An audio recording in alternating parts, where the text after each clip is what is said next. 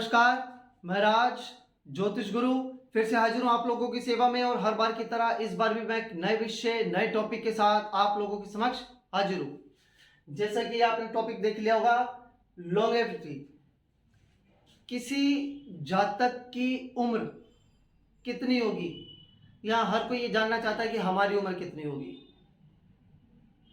उम्र का कैसे पता लगाएं, इसी टॉपिक को लेकर मैं भृगुनंदी नाड़ी के आधार पर वीडियो बना चुका हूं। वैदिक एस्ट्रोलॉजी के हिसाब से मैं वीडियो बना चुका हूं। बाकायदा वैदिक एस्ट्रोलॉजी के रूल्स का इस्तेमाल करते हुए किस प्रकार आप किसी व्यक्ति की उम्र के बहुत नज़दीक तक पहुंच सकते हैं, उसके ऊपर मैं वीडियो बना चुका हूं। अगर आपने वीडियोस नहीं देखे हैं तो आप चैनल के प्लेलिस्ट में जाके इन वीडियोस को आप आसानी से सर्च कर सकते हैं। मैं इनका जो है लिंक प्रोवाइड करने की भी कोशिश करूंगा कि मैं आपको डिस्क्रिप्शन में इनका लिंक दे दूं। इसी टॉपिक पर आज मैं एक और वीडियो बनाने जा रहा हूं, सप्तऋषि नाड़ी के रूल्स के हिसाब से, कि आप किस प्रकार पता लगा सकते हैं कि किसी भी जातक की उम्र कम होगी, मध्यम दर्जे की होगी या अधिक होगी। इस फॉर्मूले का यूज करते हुए किसी की कुंडली में ना सिर्फ आप उस पर्टिकुलर जातक की उम्र देख सकते हैं, बल्कि उससे संबंधित किसी भी व्यक्ति की आप उम्र का अंदाजा लगा सकते हैं। मसलन किसी की कुंडली देख रहे हैं, उसके पिता की उम्र कितनी होगी आप उसका अंदाजा लगा सकते हैं। उसकी माता की उम्र कितनी होगी इसका आपको पता लग सकता है। उसके भाई की, उसके छोटे भाई की, उसके बड़े भाई की, उसकी बहन की, उसकी पत्नी की, किसी भी साइन से संबंधित जो उसके रिश्तेदार हैं, जो उसके सगे संबंधी हैं, उसकी आप उन सब की उम्र का अंदाजा आप लगा सकते हैं। वीडियो को आगे बढ़ाने से पहले मैं आप सभी से रिक्वेस्ट करना चाहूँगा कि अगर आपको ज्योतिष में इंटरेस्ट है और आप आयु संबंधी टॉपिक पर काम करना चाहते हैं या इस पर सीखना चाहते हैं तो इस वीडियो को पूरा देखिएगा। और अगर आपको ज्योतिष पे इंटरेस्ट नहीं है, आपने गलती से वीडियो को ऑन कर दिया है, तो कृपया इस वीडियो को यहीं छोड़ दीजिए, क्योंकि ये सिर्फ उन्हीं के लिए लाभदायक है जो ज्योतिष कर रहे हैं, करना चाहते हैं, सीख रहे हैं, सीख चुके हैं, उस पर आगे को समझना चाहते हैं। तो मेरी यही रिक्वेस्ट है कि आप वीडियो को पूरा देखिएगा और वीडियो को देखने के बाद अगर आपको लगे कि आपको कुछ अहम जानकारी मिली है, अच्छी जानकारी मिली है, तो इसे लाइक कर दीजिएगा और अगर किसी के साथ शेयर करना चाहे तो शेयर भी कर दीजिएगा। देखिए, चलिए हम सीधा आते हैं अपने इस टॉपिक पर। और जैसे कि मैं बता रहा था कि आज जो मैं आपको रूल बताऊंगा वो सप्तऋषि नाड़ी रूल के हिसाब से है। उसमें किस प्रकार हम अंदाजा लगाएंगे इसका भी एग्जांपल दूंगा मैं आपको, एग्जांपल के साथ आपको इस चीज को समझाऊंगा। लेकिन उसमें हमें क्या क्या चीज देखनी है पहले हम ये समझ लिए। हमें सबसे पहले देखना है वो पर्टिकुलर साइन, जिस साइन को हम जज करना चाह रहे हैं, साइन लॉर्ड, उस साइन का जो मालिक है, अष्टम ऑफ साइन, इस साइन से जो अष्टम भाव पड़ेगा, और अष्टमेश। ये चार चीजों को हमें स्टडी करना है। इन पर हमें देखना क्या है, इन पर हमें देखना है मार्स एंड केतु, इनका प्रभाव। मैंने साइन क्यों कहा? साइन इसलिए कहा कि मैंने कि जैसे पहले बताया कि आप उस किसी की कुंडली से आप सिर्फ उस जातक की नहीं, उस जातक से संबंधित किसी भी व्यक्ति की आप उम्र का अंदाजा लगा सकते हैं, इसलिए मैंने साइन लिखा। हो सकता है कि कुंडली किसी व्यक्ति की हो लेकिन हमें उसके फादर का करना हो, तो हम क्या करेंगे, नाइन्थ हाउस से हम उसे स्टडी करेंगे। अब इसको हमें चेक करना है, साइन, साइन लॉर्ड, इस साइन से जो हमारा अष्टम भाव पड़ता है, अष्टमेश, वो जो अष्टमेश बन जाएगा, उस पर मार्स एंड केतु का एफ्लिक्शन चेक करना है। और यह हमें चेक करना है एसेंडेंट प्लस मून से, इन दोनों से चेक करना है। जब हमें इन दोनों में कंफर्मेशन मिलेगी तभी हम किसी बात के नतीजे तक पहुंच पाएंगे। तभी हम कह पाएंगे कि इस व्यक्ति की या इस साइन की इतनी उम्र है या होनी चाहिए। ठीक है, आप यहां तक समझ गए। चलिए थोड़ा आगे चलते हैं हम।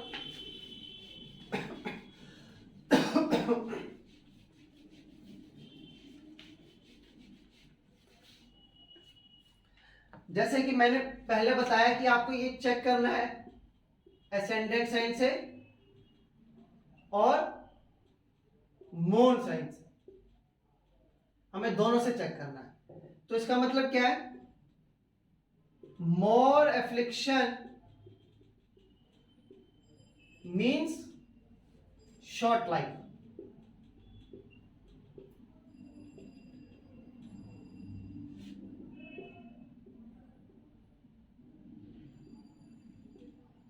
Average affliction means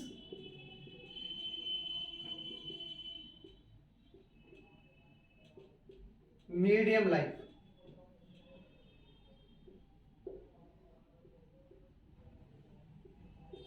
less affliction means long life.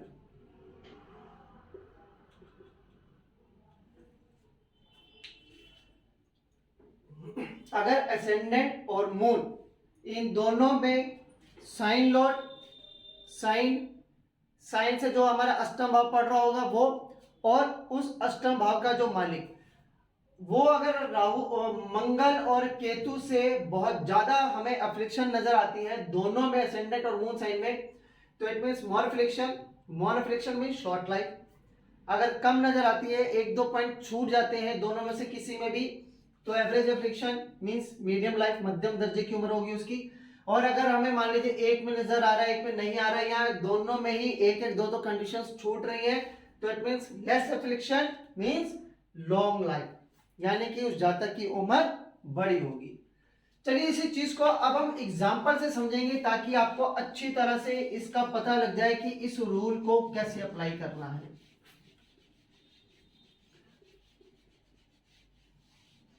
हम एक चार्ट लेते हैं और उस चार्ट में देखते हैं कि इस रूल को हम कैसे अप्लाई करेंगे।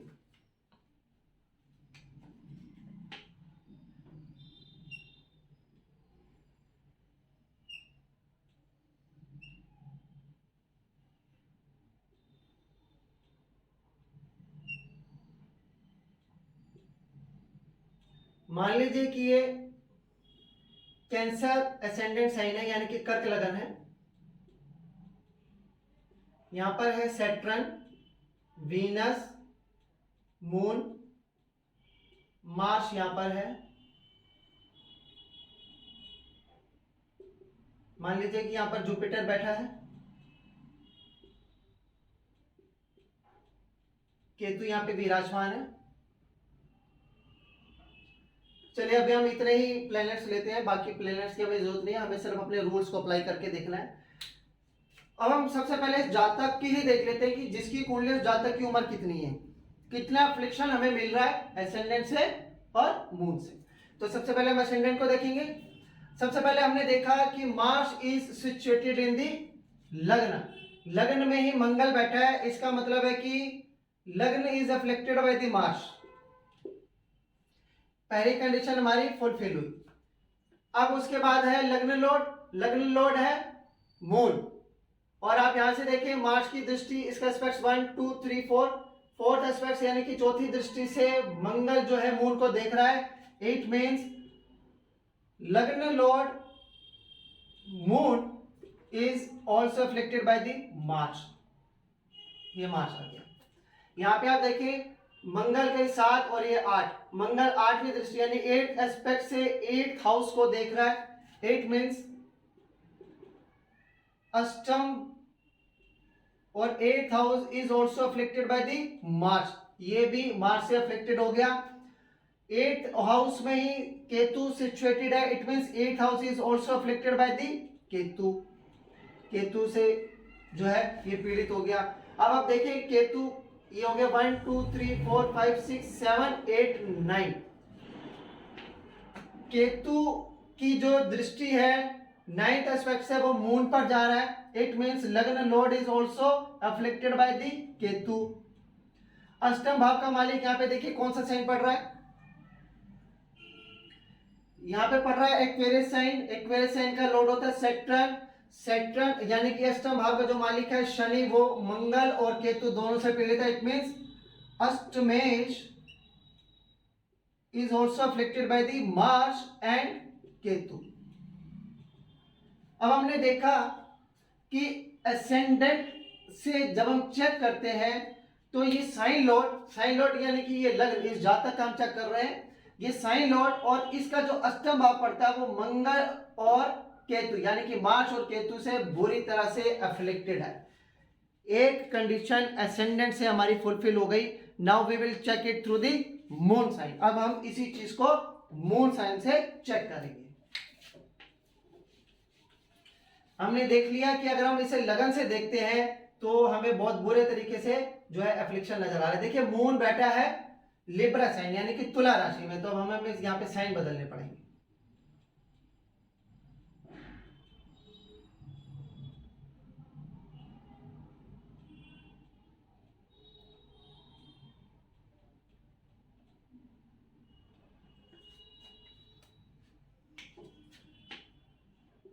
सात नंबर से शुरू करेंगे तुला राशि लिब्रा साइन से। यहां पे था सैटर्न, वीनस और मून। 10 पे बैठा था जुपिटर, 11 में था केतु,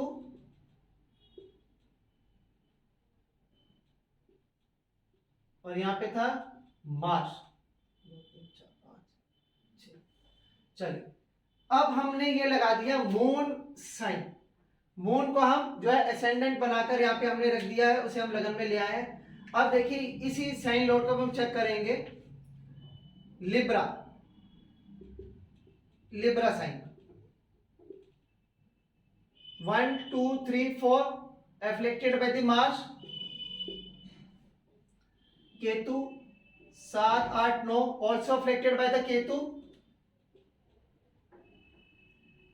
इस लग्न का जो लॉर्ड है वो है शुक्र। दोनों की दृष्टि, मार्स और केतु की दृष्टि लगन पे जा रही है, लगन में ही शुक्र विराजमान है। It means sign lord Venus is also afflicted by the Mars plus Ketu, दोनों से अफ्लिक्टेड है।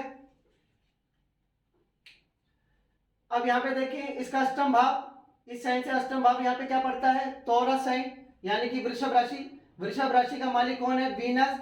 वीनस पहले ही अफ्लिक्टेड हो चुका है, तो वीनस यहाँ पर साइन लॉर्ड, लगन लॉर्ड भी है, और यहाँ पे अष्टमेश भी वीनस ही है। वीनस यानी कि अष्टमेश and sign lord both is afflicted by the Mars and Ketu. अब देखें मार्स की दृष्टि सीधी जुपिटर पर है। जुपिटर 1 2 3 4 5 पांचवी दृष्टि से अष्टम भाव को देख रहा है, यानी कि जो अष्टम भाव है 8th हाउस, अष्टम house is also afflicted by the Mars, but ये इनडायरेक्ट है। यहां पे सीधी ना तो अष्टम भाव पर सीधी ना तो केतु की दृष्टि जा रही है, ना ही मार्स की दृष्टि जा रही है, लेकिन जुपिटर मार्स का जो प्रभाव है वो अष्टम भाव पे फेंक रहा है। तो इस तरह से हमने देखा कि मून साइन में 3 कंडीशंस तो पूरी तरह से फुलफिल है, लेकिन जो हमें 4th कंडीशंस मिली है वो इनडायरेक्ट प्रभाव तो है, लेकिन इनडायरेक्ट प्रभाव है। अब इस चीज को हम कैसे समझेंगे, देखिए जब हमने लगन लॉर्ड से देखा था तो हमने देखा था पूरी तरह से अफेक्टेड है। जब मून साइन को लगन में लाके देखा तब हमने देखा कि 3 कंडीशंस भी जो है पूरी तरह से मिल रहे हैं, लेकिन एक कंडीशन में प्रभाव तो जा रहा है लेकिन वो इनडायरेक्ट प्रभाव जा रहा है। तो इस जातक की जो एज है he will be short lived, ये कम एज का होगा, ये ज्यादा से ज्यादा 30 से 35 साल ही जी पाएगा। अगर इस पे डायरेक्ट अष्टम भाव पे अगर केतु और मार्स की अगर डायरेक्ट दृष्टि चली जाती तो ये एज 30 से भी घट के शायद 20 से 25 या 15 से 22 के आसपास ही रह जाती। तो आप समझ गए होंगे कि किस प्रकार से आप इस फॉर्मूले का यूज करके अंदाजा लगा सकते हैं कि जातक की उम्र कितनी होगी, शॉर्ट लिव्ड होगी, एवरेज होगी या लॉन्ग लाइफ होगी। आज के अगर आप परिवेश में लगाएं तो 60 65 साल 70 साल की उम्र है, शॉर्ट लिव्ड यानी कि 30-32 साल 35 साल की उम्र में चले जाना, उसी तरह से इसको शॉर्ट लिव्ड माना गया है। अगर आप एवरेज लगाएं तो 40 से 45 साल की उम्र एवरेज है।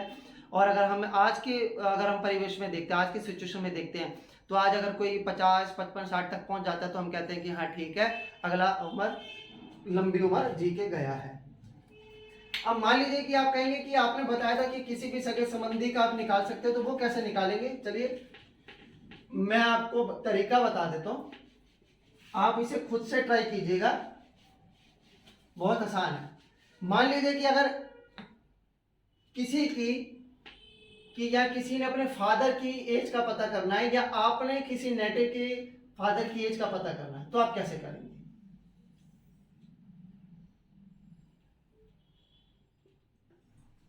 मान लीजिए कुछ भी है, मान लीजिए 3 4 5 6 7 8 9 10 11 12 1 2। अब हमने फादर की एज का पता करना है। मान लीजिए कि मोहन यहां पर बैठा है, ठीक है जी।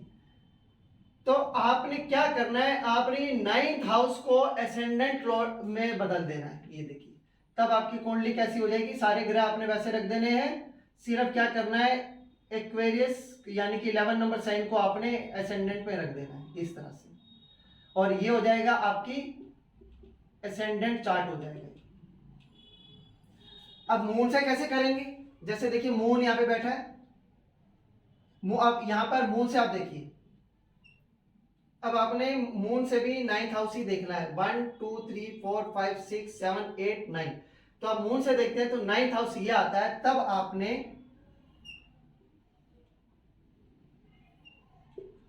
इसको यहां पर रख देना है,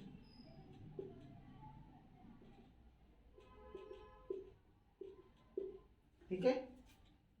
ये हो जाएगा मून साइन चार्ट। एसेंडेंट से आपने 9th हाउस को लगन में रख देना है। जब हम मून से कंसीडर करेंगे तो मून से जो 9th हाउस आएगा उसको आपने लगन में रख देना है, और आपने वही फॉर्मूला लगा देना है मार्स एंड केतु का। आप ऐसे करेंगे आपको इजी हो जाएगा। तब आपने ये लगन देखना और ये 8th हाउस देखना, इसी तरह से ये लगन हो जाएगा और ये 8th हाउस हो जाएगा। अब आपको पता लग जाएगा कि इन दोनों के जो मालिक हैं या भाव है वो कैसे कैसे मार्स एंड केतु से अफेक्टेड है। चलिए मित्रों, मुझे आप बताइएगा जरूर कैसी लगी आपको ये जानकारी, और आपको ये जानकारी अच्छी लगी हो तो वीडियो भी लाइक कर दीजिएगा। और हाँ, अगर आपने अब तक मेरा चैनल सब्सक्राइब नहीं किया है तो सब्सक्राइब कर दीजिए। आपका एक एक सब्सक्रिप्शन मेरे लिए आपके प्यार, आपके आशीर्वाद की तरह होता है, मुझे प्रेरणा मिलती है आप लोगों के लिए आगे काम करते रहने की। चलिए मित्रों, मुझे अब आज्ञा दीजिए, अगली बार फिर एक नई जानकारी के साथ मैं आप लोगों के बीच में रूबरू होऊंगा। तब तक के लिए जय माता दी।